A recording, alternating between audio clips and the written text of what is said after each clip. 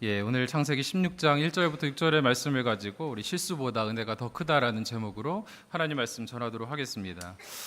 여러분, 이제 사람은 완벽한 사람이 없기 때문에 누구나 이제 실수를 저지르며 이게 살아가기 마련입니다. 필연적으로 이제 크고 작은 실수들을 이제 저지르게 되어 있죠.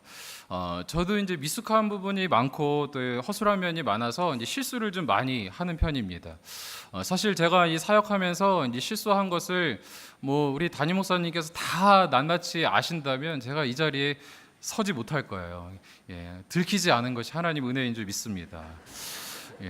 아멘 하신 분은 누구십니까? 제가 며칠 전에도 이제 문자를 하나 보냈는데 조그만 실수했어요. 이게 신종철 목사님에게 이제 휴가 중인 목사님에게 제가 이제 문자를 사역 관련해서 뭐 좀 하나 여쭤보려고 이 문자를 좀 보냈습니다. 근데 이 목사님이 이제 휴가 중에 계시니까 좀 미안한 마음에 제가 거기다가 이제 목사님 휴가 중이시죠? 이제 죄송합니다 하고서 이런저런 제가 말을 쓰려고 했는데 이제 쓰고 나서 보내고 나서 딱 보니까 제가 거기서 휴가 중이시죠? 이렇게 이제 보냈어야 되는데 거기 휴거 중이시죠? 이렇게 보낸 거예요. 여러분 휴거는 이제 여러분 아시지 않습니까? 우리 주님께서 이제 공중재림하실 때 그러니까 하늘로 들려 올림을 받는 것인데 제가 잘 쉬고 계신 이제 목사님을 이제 영영이 이제 주님께로 보내버릴 뻔한 그런 이제 실수를 하긴 했습니다. 사실 이런 실수는 애교죠. 그런 거 가지고 막 시비 걸고 그러면 저보다 이제 그분의 인격이 절대 안 그러시더라고요. 사실 이제 이런 실수들은 사실 작은 실수야 넘어설 수 있는 것이고. 또 어떤 실수가 꼭 나쁜 것만은 아닙니다. 이 실수를 통해서 이제 우리에게 좀 이로운 그런 발명품들도 많이 있다라는 것을 제가 이렇게 찾아보니까 좀 있더라고요. 여러분이 아침마다 이렇게 많이 아침 대용으로 드시는 그런 시리얼 같은 것도 이제 켈로그라는 사람이 이제 뜨거운 그 롤러에다가 옥수수를 잘못 집어넣어서 그게 결과물이 그렇게 나왔대요. 그래서 이게 뭔가 먹어보니까 먹을만하고 아침 대신 먹어야겠다. 그래서 우리의 입에까지 식탁에까지 이제 올라오게 됐습니다. 먹는 얘기 하나 더 하면 이제 감자칩도 그것도 그렇대요. 이 한 주방장이 이렇게 있었는데 이제 어떤 분이 와서 막 컴플레인을 너무 심하게 하는 거예요. 이 감자를 이렇게 두껍게 썰어가지고 당신 그냥 맛이 하나도 없다고 막 하니까 이분이 이제 그분을 좀 골려주려고 자기가 최고로 얇게 썰 수 있는 대로 얇게 썰고 그걸 튀겨가지고 거기다 소금 왕창 뿌려가지고 딱 줬더니 이 사람이 너무너무 그걸 맛있게 이제 먹어서 그것이 이제 감자칩이 됐다라고 합니다. 물론 이렇게 이제 작은 것도 있지만 이제 우리가 잘 알고 있는 그런 인류 역사상에 손꼽히는 그런 발명품들도 실수 통해서 나온 것이 있습니다. 이 페니실린이라는 그런 항생제, 이것은 이제 플레밍이라는 사람이 휴가 가기 전에 이제 샬레에 요 뚜껑을 덮고 갔어야 되는데 그걸 덮고 가지 않은 거예요. 그냥 그렇게 실험하다 말고 그냥 두고서 이제 휴가를 갔다 왔더니 거기에 이제 푸른 곰팡이가 껴져 있고 그것을 연구하다 보니까 우리의 정말 인류 역사상 큰 발명품이라고 하나 여겨지는 그런 이제 페니실린이라는 것을 또 발견하고 발명하게 되었던 것입니다. 사실 이런 실수는 감사하죠. 감사하고 우리에게 어느 정도 이득이 있고 또 때로는 전화위복이 되는 그런 은혜가 있는 것입니다. 좀 더 과중한 실수는 좀 가슴이 아플 때가 있죠. 그 사람의 그 한 번의 실수가 어떤 유명인들이라든지 또 때로는 목회자도 그렇습니다. 또 연예인이라든지 이런 분들이 이제 평생 동안 열심히 그렇게 잘 나가다가 또 인생에 또 한 번의 실수로 이렇게 나락에 떨어지고 그런 어려움을 겪게 되는 것을 우리가 보기도 합니다. 어쨌든 인간이 이제 크고 작은 실수를 이제 범하게 되는 것은 우리가 연약하기 때문에 또 우리가 하나님 앞에서 완전하지 않기 때문에 늘 이런 실수를 저지를 수밖에 없는 것이죠. 저는 사실 그렇지만 오늘 저녁에 이제 실수가 하나님의 은혜보다 더 크다라고 말씀드릴 때에 드리는 그 실수는 이런 사람 사이에 일어나는 그런 실수에 대해서 말씀드리려는 것은 아닙니다. 하나님과 그 하나님의 백성 사이에서 일어나는 우리의 실수. 하나님은 실수가 없으신 전능하신 분이신데 우리의 연약함으로 인하여서 그분에게 실수하고 하나님의 마음을 아프게 하는 일들이 우리 가운데 이제 종종 있기 때문에 그렇습니다. 이 성경의 말씀을 보면요, 이제 성경의 인물들도 이제 하나님 앞에서 실수하게 되는 것을 많이 봐요. 모세라는 사람도 그 지상에서 가장 온유했다라고 불리는 이 모세도 그 화를 못 이겨서 돌을 2번 치게 되고, 그것으로 인해서 약속의 땅에 들어가지 못하는 그런 실수도 있게 되고, 노아는 어떻습니까? 노아는 포도주를 많이 마시고서 이제 하체를 드러내고 자다가 그 아들들에게 이제 범죄를 저지르게 하는 그런 빌미를 제공하는 그런 실수를 겪기도 합니다. 이 삼손과 같은 사사도요, 참으로 위대한 사사인데 그도 이제 여인의 유혹을 이기지 못해서 자신의 그 힘의 근원을 알려주게 돼서 이제 비참한 자리에 빠지게 되고, 우리가 잘 알고 있는 하나님의 사람 다윗 같은 경우도요, 이 유부녀를 범하는 정말 그냥 보통 사람이라고 해도 잘 넘어가지 않을 것 같은 그러한 실수를, 치명적인 실수를 벌이게 되는 것입니다. 이 성경에 나오는 위대한 인물들도 이런 실수를 벌이는 것을 우리가 보게 되면, 그분들도 뭐 그런 실수를 하게 되니, 그러니 우리 같은 사람이 하나님 앞에서 또 사람 앞에서 실수를 하게 되는 것은 사실은 당연한 일 아니겠습니까? 너무나 사실 감사한 것은 우리가 이제 실수를 때때마다 벌인다고 할지라도, 그러니까 하나님께서는 우리의 실수를 덮으시고 한없이 용서해 주시는 사랑의 하나님이시다라는 겁니다. 여러분, 그럼에도 불구하고 하나님께서 이 실수를 그냥 너무나 하찮게 여기시거나 아무것도 아닌 것처럼 여기신 것은 아닙니다. 그러니까 하나님께서 누구보다 그런 죄를 미워하시고 이 영적인 실수를 싫어하시는 분이 바로 하나님이십니다. 그렇지만 우리를 너무 사랑하시기 때문에 그걸 덮어주시는 것이거든요.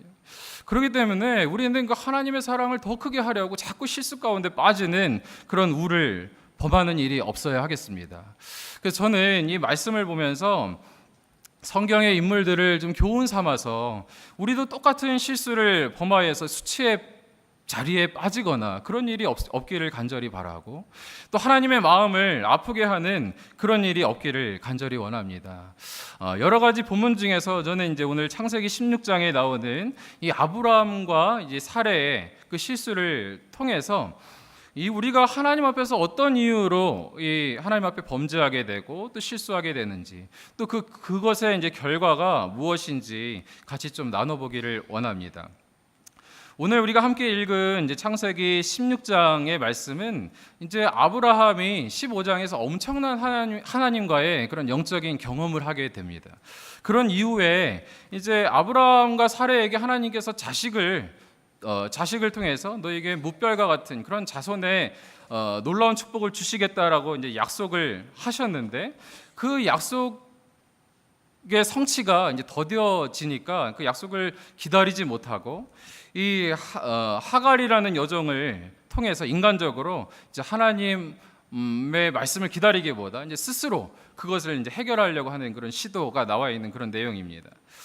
이 본문에서 두 사람이 등장하게 되죠. 이제 사레와 이제 아브라함이 등장하게 되고 하갈이라는 여종이 등장하게 되는데, 이 두 사람이 가나안에 들어온 지 이제 창세기 16장에 보면 10년이 지났더라 이렇게 이야기하는 거 보니까 이제 아브라함의 나이는 몇 살 정도 됐을까요? 85세 됐고, 이제 사레가 이제 75세가 되었던, 굉장히 인생에 있어서 많은 우여곡절도 겪게 되고 또 하나님의 은혜도 많이 경험하였던 그런 완숙한 그런 상태에 있었던 그런 이 아브라함과 사레입니다. 이런 85세, 75세에 이 하나님의 은혜를 경험하고 또 그런 인생의 연륜이 많음에도 불구하고 이분들이 이제 하나님 앞에 실수를 하게 되는 것이죠. 우리는 이것을 보면서 이제 무엇을 느낍니까? 이 사람이 아무리 인생의 연륜이 깊어진다 하더라도 또 하나님 안에서 이게 부인할 수 없는 하나님과의 영적인 추억이 있다고 할지라도 우리가 자칫하면 하나님 앞에서 실수하고 그런 수치의 자리로 빠질 수 있다라는 것을 우리는 생각할 수 있어야 합니다. 그래서 고린도전서 10장 12절의 말씀 보면은 그런즉 선줄로 생각하는 자는 넘어질까 조심하라 라고 주께서 이제 말씀하시는 것입니다. 뭐 어떤 분들은 야, 이게 실수라는 것은 뭐 애들이나 하는 것이지, 나는 그렇지 않다라고 생각하시는 경우가 있는지 모르겠습니다.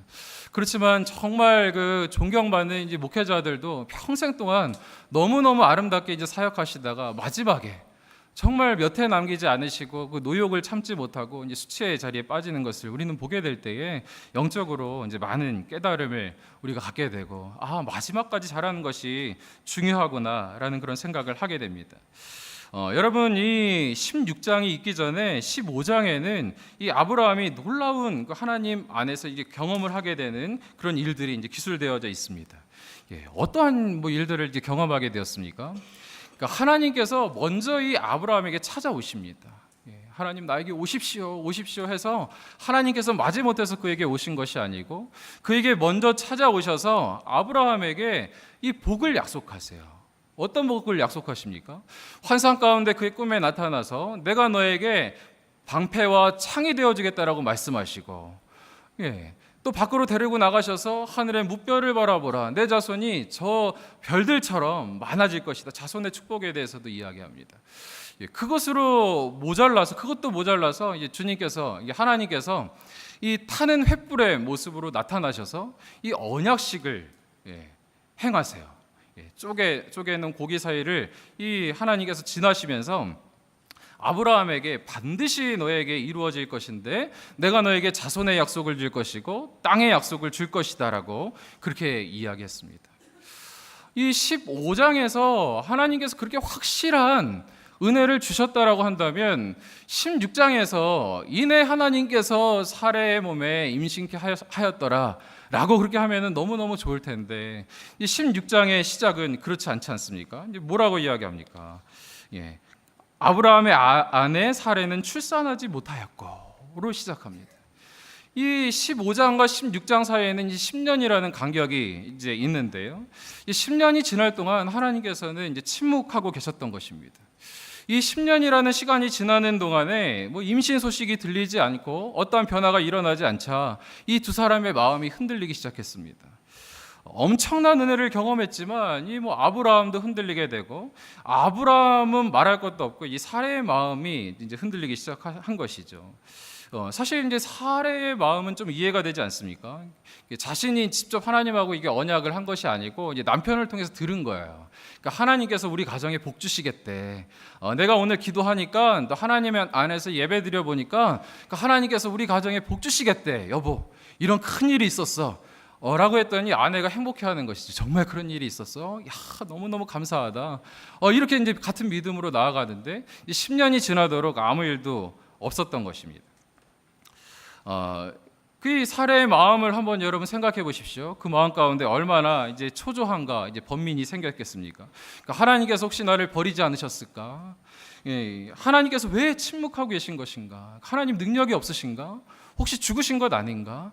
라는 그러한 그런 생각을 했을지도 모르겠습니다. 이런 상황 가운데 이제 사례가 하나님 앞에, 사례와 또 아브라함도 하나님 앞에 이제 몇 가지 이제 실수를 하게 되는 것입니다. 그 믿음을 끝까지 지켜내지 못하고 이제 실수를 범하는 것이죠. 먼저 이 사례가 하나님 앞에 이제 두 가지 실수를 하게 되는데, 그 중에서 첫째는 무엇입니까? 이제 첫째는 이 자신의 생각으로 하나님을 이제 규정해 버렸다는 것입니다. 내가 10년 지켜보니까 하나님 당신은 이런 분이십니다. 그러니까 하나님 그때는 뭐 마음이 좋으셔서 행복하셔서 우리를 보고서 복 주시기로 생각하셨는지 모르겠지만 내가 10년 보니까 당신은 우리에게 복 주려고 마음이 없으신 분인 것 같아요. 하나님은 약속을 안 지키시기로 작정하셨군요. 10년 전하고 마음이 달라지신 것 같아요. 라고 자기 안에서 자기 마음대로 하나님을 재단하고 규정해버린 것입니다. 창세기 16장 2절 말씀 함께 읽어보시겠습니까? 사례가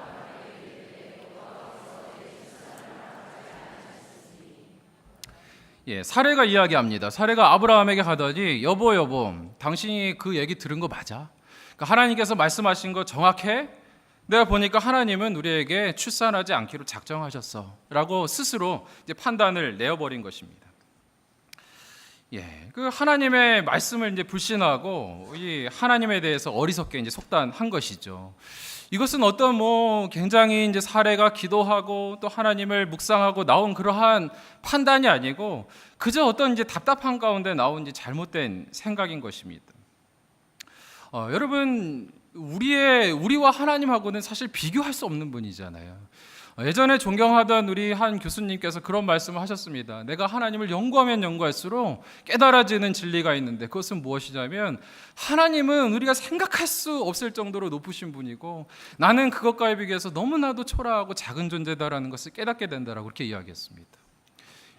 우리가 참 못 모를 때 이제 하나님 안 먹게 생각하고 그분이 그냥 편하게 생각하고 우리에게 잘 해주시니까 그분을 가볍게 생각하는 경우가 있는데 우리가 말씀을 읽으면 읽을수록 그분이 얼마나 위대하신 분이고 얼마나 크신 분이신지 이 믿음의 선각자들은 또 영적으로 깨어지는 분들은 그러한 깨달음을 이제 얻게 된다는 것입니다. 그런데 이 사례는 자신에게 주어지는 그냥 상황만 보고 그냥 하나님에 대해서 그냥 재단해 버리는 것이죠. 그렇지만 여러분 이사야서 55장 8절 말씀에 뭐라고 이야기합니까? 이는 내 생각이 너희의 생각과 다르며 내 길은 너희의 길과 다름이라 여호와의 말씀이니라. 여러분 믿으십니까? 여러분 생각과 하나님의 생각이 다를 때에 여러분 하나님의 생각이 더 옳다라고 여러분 믿으십니까? 예레미야서 29장 11절 말씀에 여호와의 말씀이니라 너희를 향한 나의 생각을 아나니 평안이요 재앙이 아니니 너희에게 미래와 희망을 주는 것이니라. 여러분의 삶 가운데 하나님 안에서 믿음을 드리고 마음을 드리고 물질을 드리고 내 삶을 주님께 드리는데 하나님께서 내 삶에 역사하지 않으시는 것 같아 답답한 분이 계십니까? 하나님이 정말 살아계신 거 맞아? 그분은 내가 보기에 없는 것 같아. 능력이 없는 것 같아. 아니면 존재하지 않든지. 다른 신 믿어볼까? 이렇게 하나님에 대해서 속단하는 분이 계십니까? 여러분 하나님이 일하시지 않는 것처럼 보이지만 그때가 하나님께서 사실은 가장 열심히 일하고 계신 것을 믿으시기 바랍니다. 제가 언젠가 이게 경보 선수가 나와서 이야기하는 것을 들었는데 이 경보 아시죠? 이게 막 걸어가지고 완주해야 되지 않습니까? 이 경보 선수가 가장 참기 어려운 게 뭔지 아십니까? 타는 듯한 갈증도 참기 어렵겠지만 이 경보 선수가 참기 어려운 것은 무엇이냐면 뛰고 싶은 욕망을 참는 것입니다. 앞에 자기보다 먼저 가는 사람이 있으면 저거 그냥 달려가서 잡고 싶은데 그러면 금방 해결이 되는데 달려가지 못하는 거예요. 규칙이 자기 안에 약속이 있으니까 나아가지 못하는 것입니다.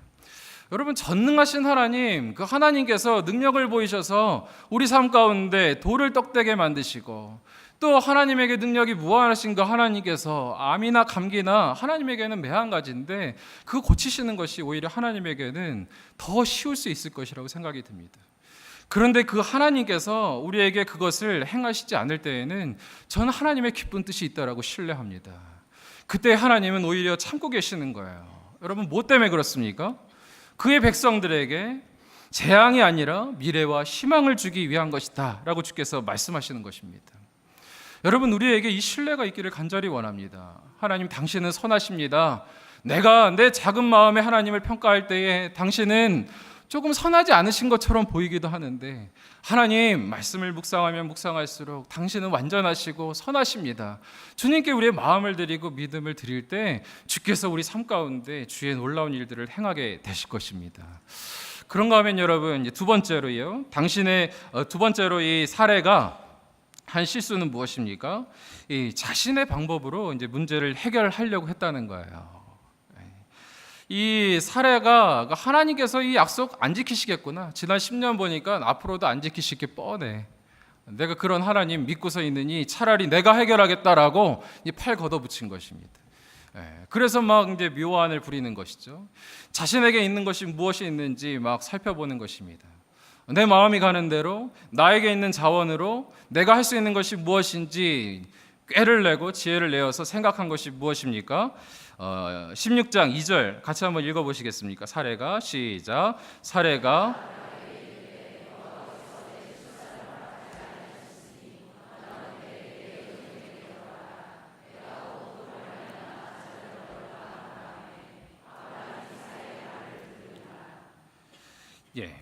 그가 생각해낸 묘안이라고 생각한 것이 내 여종에게 들어가라. 하갈이라는 내 여종에게 들어가라.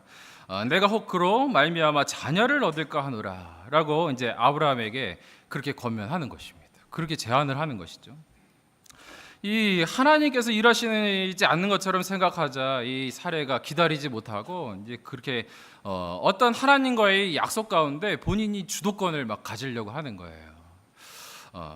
그래서 여러분, 하나님과 우리 사이에, 그러니까 하나님의 일을 하면서 또 하나님의 약속을 붙잡고 나아갈 때에 하나님에게 주도권을 내어드리지 아니하고 내가 내 멋대로 하나님의 뜻이 아닌 나에 있는 자원으로 내가 보기 좋기에 나아가는 것은 반드시 망하게 되어 있습니다. 여러분, 믿으십니까? 하나님의 뜻만이 온전히 선다라고 성경에서는 말씀하고 있는데, 우리가 내 뜻에 보기 좋게 이것은 하나님의 뜻이 이 시대는 안 맞아, 내가 생각할 때는 이것이 더 맞는 것 같아 라고 나의 지혜를 내어서 나아갈 때에 그것이 잠시 잠깐에는 살짝 꽃피우는 것처럼 보일지 몰라도 시간이 지나면 그것은 그 하나님 안에서 분명히 후 불어버리면 날아가는 그런 겨와 같은 것입니다. 여러분, 하나님의 때를 기다리지 못하고 내가 그 이 언약을 성취하겠다라고 하는 그런 욕심을 내는 거, 그러니까 내가 내 선행으로 내가 나의 어떠한 이 공로로 내가 이 언약을 성취해내겠다라고 그렇게 욕심을 부리고 나아가는 것을 우리는 율법주의다라고 그렇게 이야기합니다.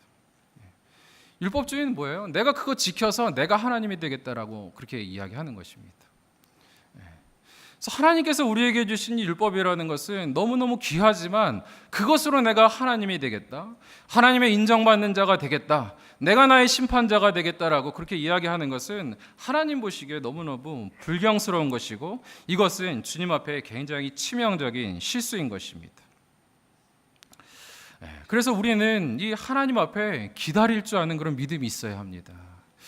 이런 이 사례의 실수 앞에 하나님을 먼저 규정해버리고 자기 마음대로 재단해버리고 정말 그 하찮은 하나님 앞에서 하찮은 인간이 하나님에 대해서 당신은 이런 분이야 라고 재단해버리고 또 자기 마음대로 내가 하는 게 차라리 낫겠어 라는 마음으로 자기 뜻대로 그렇게 나아갈 때에 이 하나님께서 그것을 기뻐하실 리가 있으십니까?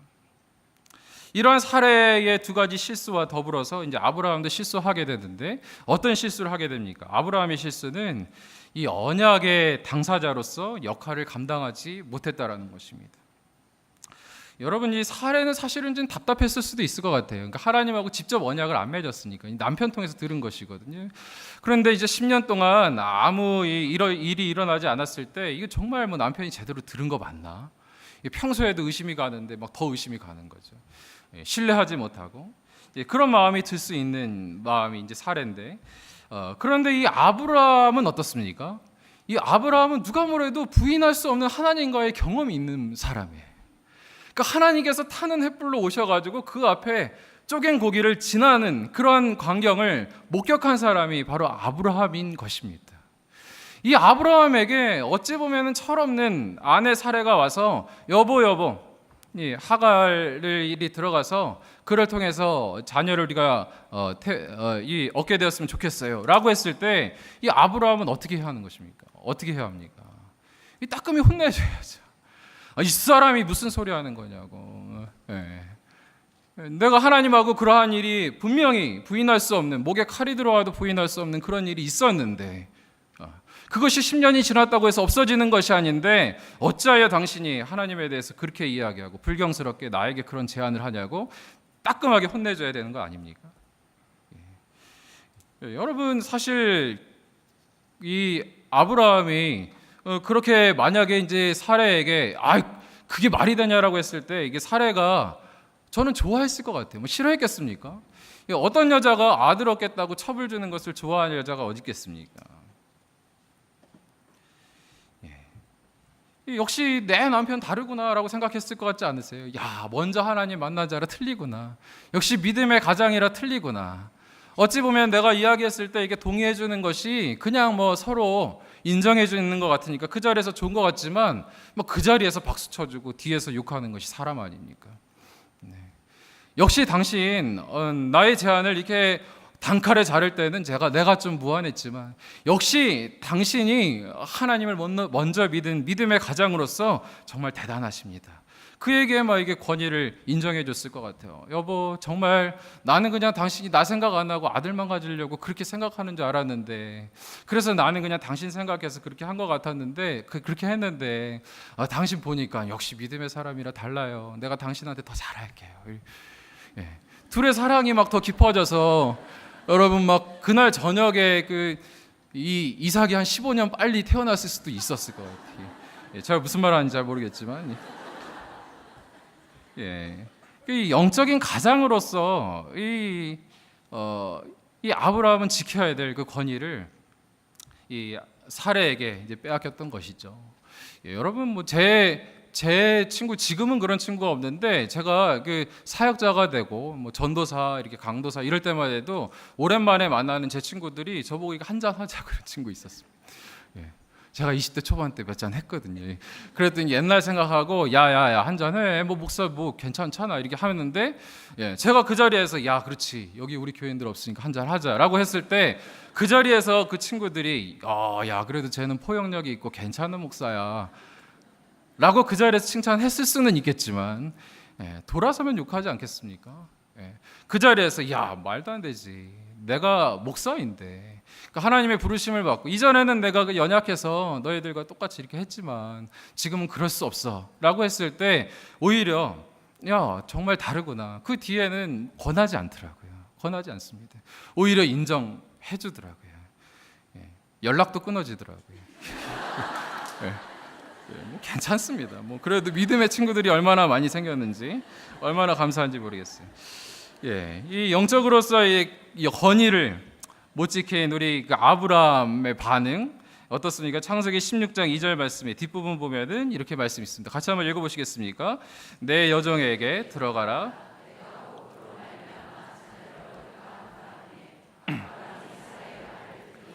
네, 어떻습니까? 아브라함이 사레의 말을 들으니라. 예, 그에게는 이제 선택의 기로인 거죠. 그러니까 하나님의 말씀, 또 뭐가 있어요?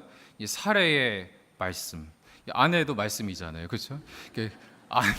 아내의 믿음이 연약한 아내의 말씀과, 그러니까 하나님의 말씀이 있을 때 무엇을 붙잡아야 합니까, 여러분? 위대하신 하나님의 말씀을 붙잡아야 하는 건 아닙니까? 그런데 이 하나님의 엄청난 그런 은혜를 경험한 아브라함인데도 불구하고 이 세속적인 방법에 맞장구를 쳐서 이제 하나님 앞에 어처구니 없는 그런 실수를 범하게 된 것입니다. 여러분, 그러고 나니까 결과가 어때요? 이 결과는 뭐 오래 있다 나타나지 않습니다. 바로 4절에 보니까, 창세기 16장 4절 말씀 보니까 이렇게 나옵니다. 아브라함이 하갈과 동침하였더니 하갈이 임신하매 그가 자신의 임신함을 알고 그의 여주인을 멸시한지라.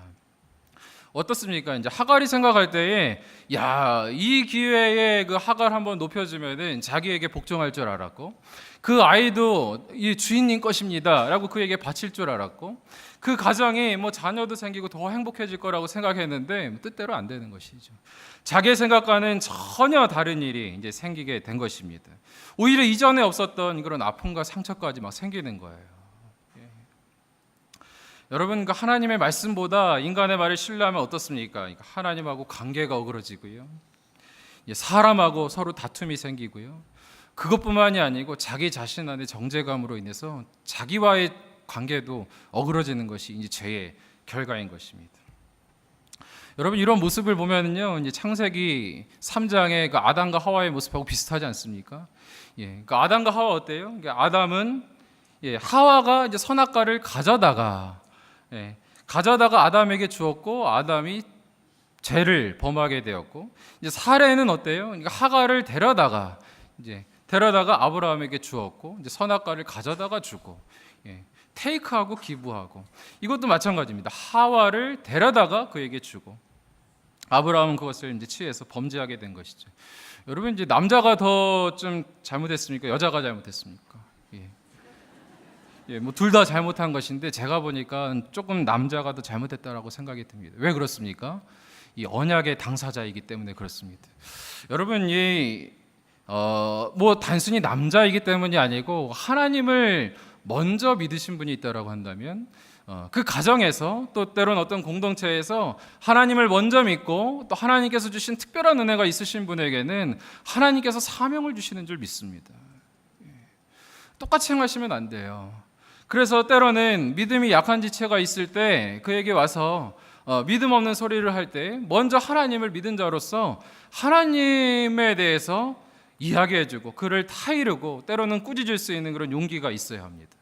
제가 이렇게 신방 다녀보니까요, 이게 믿지 않는 배우자와 결혼한 그런 가정들이 종종 있잖아요. 이렇게 보면은 이제 굉장히 좋아 보이니까 인물도 잘생기고 막 직업도 좋고 이러면 나중에 믿겠지 하고 이렇게 결혼하는 경우들이 가끔 있잖아요.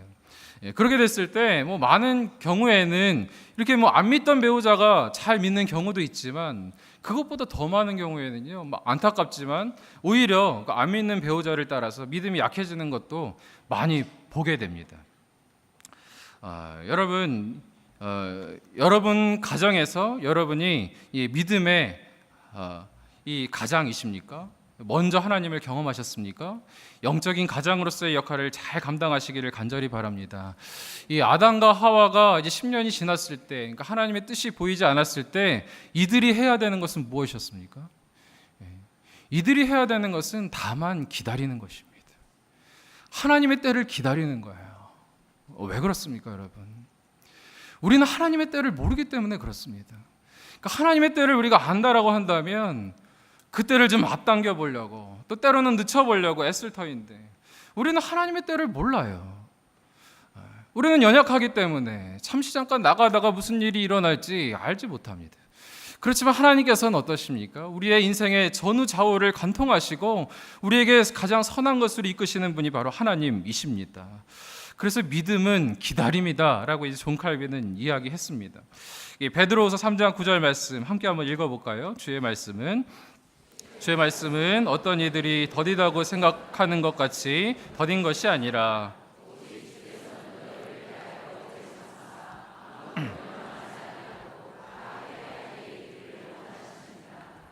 여러분, 하나님께서는 우리를 위해서 기다리고 계신 것을 믿으시기 바랍니다. 여러분, 기독교는요 이렇게 막 번갯불에 콩거 먹는 그런 종교가 아니에요. 하나님의 때를 기다리는 종교가 바로 기독교입니다. 여러분, 오늘 기도하고 내일 아침에 응답이 있으면 너무너무 좋겠지만 그러기를 바라면서 믿고 신뢰하면서 기도하지만 그렇지 않을 수도 있다는 것에 대해서 우리가 인정해야 합니다. 그것이 내 뜻이 아니고 하나님의 때라면 그것이 내 생애에 이루어지지 않을 수도 있다는 것에 대해서도 우리가 인정하면서 그렇게 나아가야 하는 것입니다. 여러분, 여기까지 정말 이 비참한 이 사례와 아브라함의 이런 처지, 여기서 이제 성경이 끝나버리면 너무너무 이제 안타까운데 너무 감사한 것은 무엇입니까? 그러니까 하나님께서 이들의 실수를 덮으시고 이제 회복시켜 주시는 것입니다. 여러분, 창세기 17장에 보면은 아브라함이 99세가 됐을 때 그러니까 하나님께서 그에게 다시 한번 찾아오십니다. 14년 만에 침묵을 깨고 그에게 오셔서 그게 말씀하시는데 내가 다시 한번 너에게 그 아들을 줄 것이다라고 말씀하세요. 그 이전에는 이 하갈을 통해서라도 아들을 생산할 수 있는 그런 생물학적인 그런 능력이 있었던 때라면 이때는 이제 경수가 다 끊어지고 이 아브라함도 자녀를 생산할 만한 그런 능력이 없을 때였습니다. 아무 힘이 없어서 하나님 앞에 두 손 두 발 들고 다 나아갈 수밖에 없을 때 하나님께서는 그들에게 찾아와 오셔서 은혜가 무엇인지,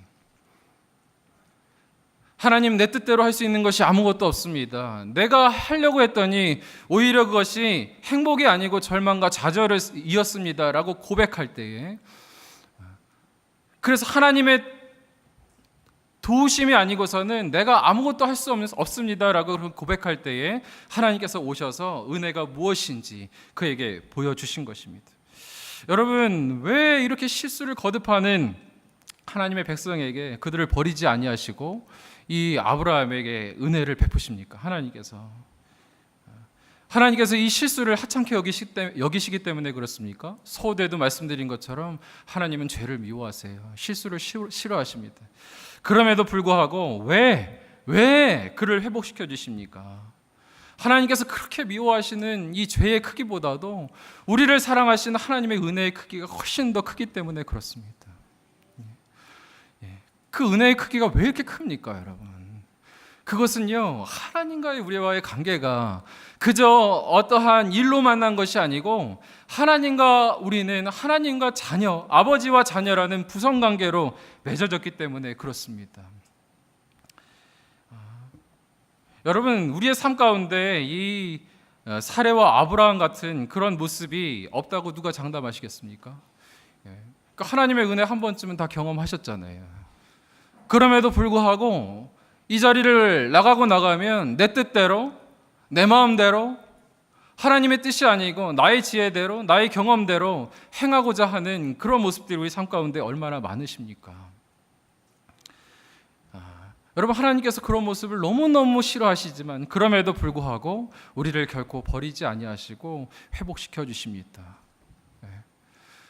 그것은 우리의 죄가 아름답기 때문이 아니고 하나님의 은혜가 너무너무 크고 그분과 우리와의 관계가 아버지와 아들의 관계이기 때문에 그렇습니다.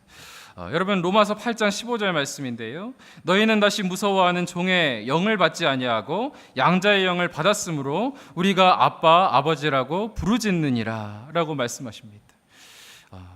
여러분, 우리가 아무리 실수가 치명적이고 또 죄가 주홍같이 붉을지라도 우리를 덮으시고 사랑하시는 분은 다른 분이 아니시고 우리의 아버지 하나님이신 것을 믿으시기 바랍니다.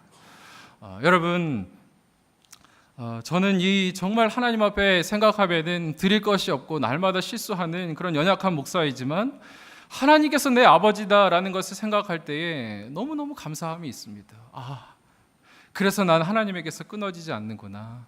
그래서 나 또 가서 죄져야지. 그런 것이 아니고 하나님, 내가 이전에는 철이 없었지만 이제는 하나님 뜻대로 살고자 하는 그런 마음들이 막 생겨나는 것을 많이 경험하게 됩니다. 여러분, 이 하나님이 아버지다라는 것을 생각할 때에 저는 이 한 여자분의 이야기가 생각이 나는데 이 이야기를 나누고 이제 말씀을 맺으려고 합니다. 이 스테파니 페스트라는 그런 분의 이야기인데 이 리 스트로벨이라는 분이 쓴 은혜 하나님의 은혜라는 책에 그런 나오는 이야기입니다. 이 스테파니라는 사람은 이제 한국계 미국인인데요. 이분은 좀 태생이 너무나 안타깝습니다. 어떻게 태어났냐면 이 한국 전쟁 때 이제 미군이 한국 전쟁에 참전하러 왔다가 이제 한국인 어머니와 이 미국인 아버지 사이에서 태어나게 됐고 이 전쟁이 맞춰지게 되자 이제 아버지는 말도 없이 사라져 버리고 어머니가 이 딸을 키우게 되는 것입니다. 그런데 이 어느 날 이 어머니를 데려가겠다는 남자가 이제 나타난 거예요. 그런데 당신은 좋은데 내가 딸까지는 못 데려가겠다. 그러니 가족들이 이제 회의를 벌인 것이죠. 야, 이 딸을 버리자. 이 스테판이라는 이름이 없을 때인데 그때가 한 서너 살밖에 안 될 때였을 때라고 그렇게 이야기합니다. 이 딸을 버리자라고 그렇게 이제 가족 회의가 결정이 난 거예요. 그래서 이 어머니가 이 조그만 보따리를 하나 싸가지고 그의 손에 쥐어주고 이제 그를 기차를 타서 이제 보내면서 얘야, 너 이 사람들이 내릴 때 같이 내려. 그때 너 내리면 너 삼촌이 너 기다리고 있을 거야. 그렇게 이야기하고서 그를 이렇게 보내요. 그 사람이 막 내리는데 이 여자분이 스테판이라는 여자분이 내리니까 누가 기다리고 있습니까? 아무도 기다리지 않죠. 그때부터 이 처참한 인생이 이제 시작이 되는 것입니다. 가는 데마다 이제 모진 고난이 시작되고 사람들이 튀기라고 놀리고 사람들이 때려가지고 우물에 버리기도 하고요. 어떤 날은 그렇게 막 모질게 사람들이 못된 짓을 하다가 한 청년이 다가와서 야, 너 어떻게 이러고 있니? 우리랑 같이 가서 살자 라고 그렇게 이야기해서 따라가 보니까 한 며칠은 잘해주는데 이제 막 구걸을 시키고 7살밖에 되지 않은 이 자매를 농간하고 그러한 일들을 이제 벌이게 된 것입니다. 너무너무 막 그런 어려움 가운데 있다가 이 자매가 의식을 잃고서 한 날은 쓰러져 있는데 이 사람들이 뭐 죽었을 것이라고 생각하고 그냥 버리고 가던데 이제 이 스웨덴 출신의 간호사가 딱 보고서 야, 그냥 죽었다라고 생각을 했는데 하나님께서 그 마음의 음성을 들려주셨대요. 저 아이는 내 것이다라는 음성을 들려주셔서 이분이 그 아이를 데리고서 이제 고아원에 데려다 주는 것입니다. 극적으로 이제 고아원에 가게 되고 한 미국인 선교사님이 보통은 이제 굉장히 갓난 아이 때 아이들을 입양하게 되는데 이 특별한 은혜로 이제 9살이 되었을 때 이 스테판이라는 아이를 데리고 간 것입니다. 그런데 맨 처음에 이제 본인이 그 거구의 미국인을 따라서 집에 가게 되는데 본인이 입양되었다라고 생각을 못했대요. 뭐라고 생각했을까요? 내가 식모로 팔려가는구나라고 그렇게 생각했답니다. 그런데 가니까 어떻게 해요? 막 때리지도 않고 욕하지도 않고 잘 먹여주고 밤에 잘 때면은 눕혀주고 뽀뽀해주고 새 옷을 사다가 입히고 일도 시키지 않고 그것이 너무너무 의아한 것입니다. 그래서 자기는 그냥 그것에 대해서 왜 그러지? 며칠이 지나면 또 때리겠지 라고 생각하고 있었는데 뭐라고 이게 그 상황이 두려워서 말하지 않고 있다가 한 날은 어떤 이제 그 자기 동년배의 한 9살 10살이니까 생각 다 하잖아요. 그 어떤 아이와 이제 이야기를 하는데 그 아이가 이제 이야기하는 것입니다. 그 아이한테 이 집은 이상해. 나에게 일도 안 시키고 그냥 무작정 잘해줘. 왜 그런지 모르겠어. 나 언젠가 때릴지 너무너무 두려워. 라고 했더니 그 아이가 의아하게 이 스테파니를 보더니 이렇게 이야기하는 것이에요. 너 정말 모르겠어? 왜 그러는지 너 정말 모르겠어? 이유는 네가 그 집의 딸이기 때문이야 라고 그렇게 이야기한 것입니다. 그래서 맨 처음에는 그 말이 무슨 말인지 이해를 하지 못하다가 내가 그 집의 딸이라니, 내가 그 집의 딸이고 그분이 나의 아버지고 그분이 나의 어머니라니, 그래서 나에게 이렇게 잘해주셨던 것이구나, 이유 없이 잘해주셨던 것이구나 라는 것을 깨닫게 된 것입니다.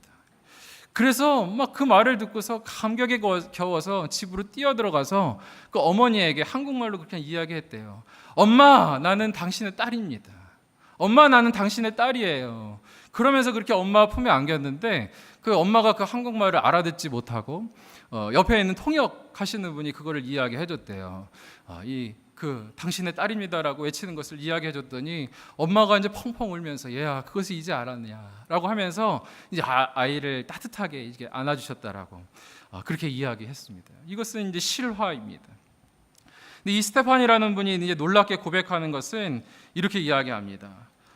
솔직히 고백하건대 제 삶에 없었더라면 더 좋았을 뻔한 과거의 사건은 하나도 없습니다. 여러분, 깊은 사랑을 경험하게 되니까 도저히 감당할 수 없는 그런 실수와 마음의 상처도 완전히 치유된 것을 믿으시기 바랍니다. 여러분, 하나님께서는 우리의 아버지세요. 미국인 선교사님보다 훨씬 좋으신 우리의 아버지이신 것을 믿으시기 바랍니다. 그분이 우리의 아버지 되신다라는 것을 우리가 받아들이시기 바랍니다. 그것이 은혜입니다. 여러분, 이 은혜는요, 제가 어떤 분 책을 보니까 이 은혜는 잔잔한 음악 같은 것이 아니고 태풍과 같은 것이다라고 그렇게 이야기했습니다. 하나님 아버지께서 나의 아버지시다라는 것이 우리 마음 가운데 믿어지기만 한다면 우리 삶 가운데는 변화가 일어나지 않을 수 없습니다. 하나님께서 나의 후견인이시고 나에게 끊임없는 사랑을 주신다라는 것을 우리가 알게 될 때에 우리 삶 가운데는 놀라운 폭풍과 같은 그런 변화가 일어나게 될 줄 믿습니다. 여러분, 오늘 저희는 2가지만 작정하고 들어갔으면 좋겠습니다. 여러분, 우리 연약하지만 하나님의 마음을 아프게 하는 그런 실수하지 않기로 작정하기를 원합니다. 하나님, 이 성경의 인물들 보니까 하나님 때때마다 우리가 더욱더 기다려야 하겠고요. 하나님을 재단하지 말아야겠습니다. 믿음을 주십시오. 성령 하나님 함께하여 주십시오. 작정했으면 좋겠습니다. 하나님의 때를 기다리는 저와 여러분이 됐으면 좋겠습니다. 그렇지만 또 한 가지는요, 우리가 분명히 연약하여서 넘어지고 쓰러질 텐데 그때에 실수하고 좌절할 때에 나를 정죄하고 그렇지, 내가 그런 사람이지 라고 해서 우리가 동굴로 들어가는 것이 아니고 아버지 되신 하나님 앞에 나오는 저와 여러분이 되기를 간절히 원합니다. 끝이 없는 하나님의 사랑 앞에, 그분의 은혜 앞에 나아올 때에 그분께서는 우리를 안아주시고 우리를 반겨주실 줄 믿습니다.